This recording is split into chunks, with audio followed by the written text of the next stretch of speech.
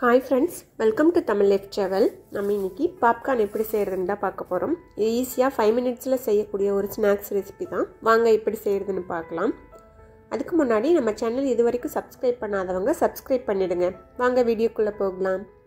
இந்த பாப்கார்ன் செய்ய இது போல நல்ல அடிக்கனமான பாத்திரம் எடுத்துக்கணும். அதுல 1 டேபிள்ஸ்பூன் அளவுக்கு பட்டர் சேர்த்துக்கலாம்.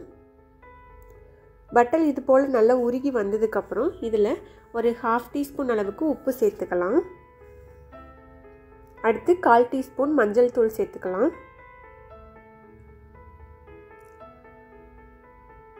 உப்பு மஞ்சள் தூள் சேர்த்து ஒரு தடவை நல்லா மிக்ஸ் பண்ணி விட்டுக்கலாம்.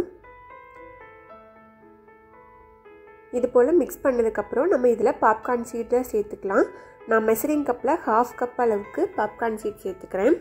இந்த சீட் சேர்த்து பட்டர்ல நல்லா மிக்ஸ் ஆகி வர மாதிரி ஒரு தடவை கலந்து விட்டுக்கணும். இது போல நல்லா கலந்து விட்டுட்டு பாத்திரத்துல நல்லா ஸ்ப்ரெட் பண்ணி விட்டுக்கலாம்.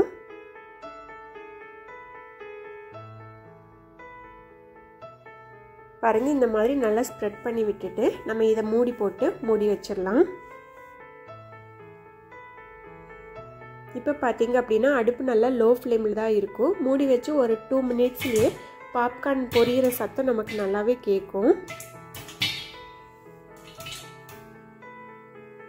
அடிகனமான பாத்திரம் இல்ல அப்படினா குக்கர் வச்சு கூட நமக்கு பாப்கார்ன் பொரிச்சுக்கலாம்.